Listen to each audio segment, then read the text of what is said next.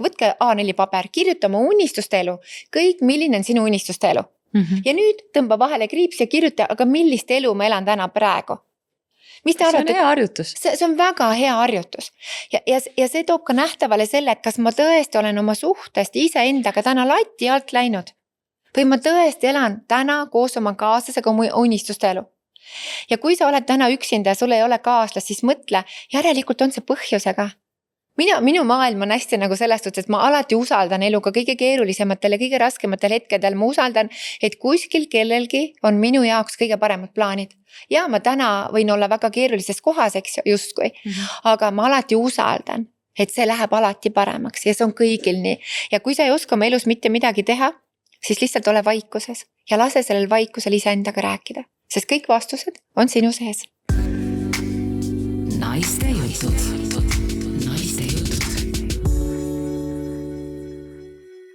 Armsad naistejuttude kuulajad, täna me räägime lähedastest ja soojadest suhetest ja sellest, kui kriitiliselt olulised asjad need maailmas on.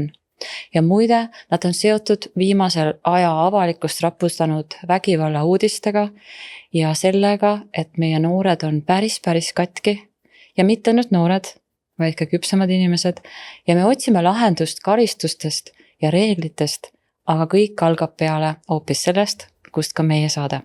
Mina olen Kristiina Arodas ja mul on külas üks ääretult tark, sügav, särav, üks mu absoluutne lemmik inimene. Tere, mu kallis Epp Kärsin. Tere, kulla Kristinka. Ja Epp on siis teadliku seksuaalsuse koolitaja ja sa oled selle teema leidnud nagu ühe oma südame teema. Ehk sa tõesti selle koha pealt tunned, et jaa, siin saab maailma paremaks teha ja sina tahad seda teha. Ja ma olen võtnud selle tänaseks juba 11 aastat, ma olen teinud koolitusi ja ma olen koolitanud väga palju täiskasvanuid, väga palju noori ja täna ka käinud väga paljudes ettevõtetes ja ettevõtete juhid on aru saanud, kui inimesed on õnnelikes paarisuhetes, siis nad on palju produktiivsemad ja vaimselt ja füüsiliselt ka tervemad. Aga miks see noorte teema, mis täna ühiskonnas toimub, hästi mind puudutab, on see, et noored, kes on täna tänavatel, nad otsivad tunnustust. Nad tahavad vanemate mõistmist, emotsionaalset lähedust, aga vanematel endal on väga keerulised ajad, et kui me vaatame, mis üldse nagu ühiskonnas täna toimub, siis kui vanem ei märka seda last, siis ka negatiivne tähelepanu on tähelepanu ja laps, kui ta ei ole seda heaga saanud, siis ta püüab seda leida kuidagi teisel viisil ja moel. Ehk siis see on nagu märkamise hädaabi variant, et mul ei ole soojust, mul ei ole lähedust, ma tahan, et sa üleüldse näeksid, et ma olen. Jah, ma arvan, et see on nagu paljudelt noortelt ka selline alateadlikult mingi appikarje, et märgake mind, et ma olen olemas ja ma soovin, et te näeksite. Ja seda toetust, et need teod, kuriteod, mis on täna meil Eesti ühiskonnas, need on läinud järjest julmemaks, järjest vägivaldsemaks ja keda me peame täna aitama. Me peame vaatama, et laps on ikkagi kodupeegel ja meil on vaja hakata toetama lapsevanemaid. No väga lihtne on ühiskonnas võtta nagu sellise lühikese info baasil.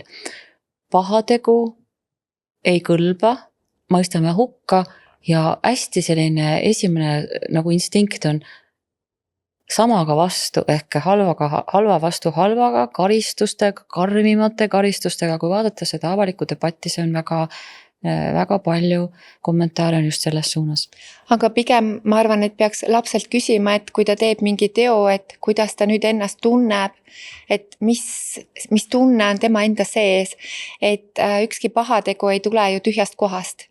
Et seal eelnevalt peab olema ikkagi nagu nii palju mingisuguseid tundeid ja emotsioone nagu sees, mis paneb teda seda tegema. Et kas me täna täiskasvanud, kas teie jagate oma lapsele enda sisemaailma? Kas te märkate, lapsel on mure? Kas sa lähed ja küsid? Et kui ma olen täna tõesti koolitanud hästi palju noori ja kui mul on saalis seal pea 300 noort ja ma olen küsinud, et kas teie vanemad jagavad oma sisemaailma, siis nad ütlevad, et ei. Et isegi kui nad on läinud küsima, et emme, et miks sa oled kuri või et miks sa oled õnnetu või isa käest seda küsima, siis tihti tuleb vastus, et see pole sinu asi või et las olla või et mul ei ole mitte midagi viga. Ja see on jah klassikane, mul ei ole midagi viga, tegele oma asjadega. Ja noored, kui nad ei ole saanud, ütleme, oma vanematelt seda oskust, et kõik tunded on lubatud, siis nad ei õpi ka ise ära tundma neid tundeid. Et meil täna koolides ju puudub täiesti nagu eneseregulatsioon, et kui laps on kasvanud sellises peres, kus vanem ei ole ise seda kogenud, siis ta ei oska ka seda edasi anda, aga tunded ja emotsioonid mõjutavad meid elus kõige rohkem. Aga eneseregulatsioon, see on siis tunnete reguleerimise tarkus. Mehhanism ja et see on, ütleme siis nagu, kas ma saan õigesti aru, me õpime ju kõik asjad elus ära, alguses me ei oska käiagi, aga kõndima õpime ja õpime kangi tõstma ja see on tegelikult ka üks asi, mida sul niisama ju kaasas ei ole, sest ükski beebi ei oska oma tundeid reguleerida. Ja kui näiteks väike laps ta on oma emotsioonidega üksinda, siis ta vajab tegelikult, et tema vanem tuleks ja võtaks ta kas sülle, küsiks, et või isegi kui ta ei oska rääkida, et me oleme talle turvaliselt kõrval olemas, et tal tekiks see turvatunne. Ja laps saab aru, et ma võin nutta, aga mind ei jäeta üksinda. Aga kui paljudel vanematel endal on olnud see, et teda pole osatud niimoodi hoida sel hetkel, kui ta vajas seda vanema turvalist kohalolu, vaid ta jäeti üksinda, võib-olla teda veel karistati, pandi teda oma tuppa, et mõtle järgi, aga keegi nagu seda põhjust, et miks tal tuli see jonni hoog, miks ta käitus niimoodi, mis pani teda niimoodi tegutsema. Et seda juurpõhjust, nagu pigem ma arvan, et see on ühiskonnas üsnagi selline nagu jäänud märkamata. Vot ega ütleme jah, et ükski suur puu ega taim, mis on see suur tegu, on nähtav osa, on ju. Seal oli kunagi seeme, see kunagi kasvas, seal on eellugu, et eellugu on pikk ja vastuse me saame ainult siis, kui me läheme sinna algusesse tagasi. Selle koha peal me võime seal usikat näidata või kõva häält teha, aga see paraku ei ole nii.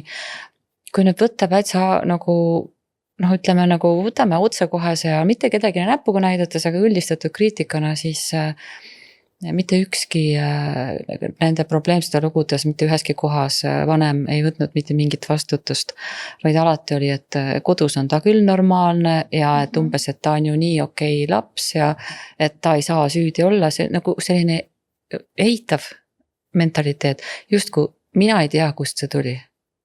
Et kaitsepositsioon, et see ongi see koht, et me ei võta vastutust. Me ei võta vastutust. Ja see mitte vastutuse võtmine ongi täna meid viinud siia, kus me oleme.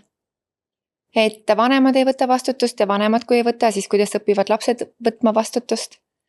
Et minu arust, mina näen seda, et kooli ja haridussüsteemis mulle väga meeldib see holistiline maailmakäsitlus, kuidas minu mõtted, kuidas minu tunded, minu sõnad, see perekond, kus ma olen kasvanud, pere on süsteem ja et me mõistaksime, et me sünnime siia maailma, me oleme kõik sellised rõõmsad, armsad, rõõsad, väikesed, tillukesed beebid ja kuidas siis ühel hetkel on mõni laps või mõni täiskasvanu nii õel, nii pahatahtlik, nii vägivaldne, et mina usun sellesse, et iga inimene tegelikult oma olemuselt on hea, aga tema elus kogetud olukorrad on teda pannud käituma nii, et inimesed meie ümber ei ole turvalised.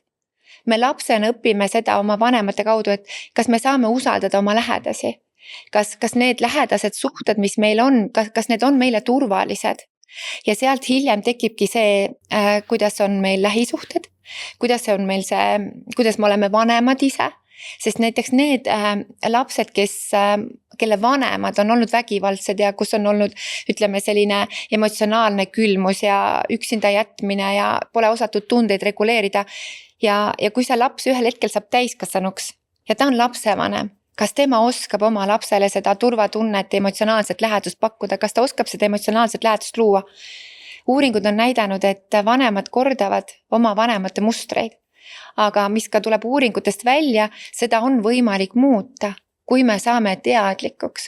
Ja näiteks, kui on üks lapsevanem, kellel on väga selline vältiv kiindumusmuster või tal on ärev kiindumusmuster, et kui palju on neid lapsi, et ta on teinud mingi pahanduse või see vanaem ei oska, ta ei tule toime nende emotsioonidega, ta võib muutuda närviliseks, ta muutub vägivaldseks, ta on lastega vägivaldne, ta on oma naisega vägivaldne, ta ei suuda oma tundeid ära reguleerida. Aga see tulebki sellest, et ka tema väikse lapsena tema vanemad ei aidanud temal saada oma tunnete emotsioonidega kontakti.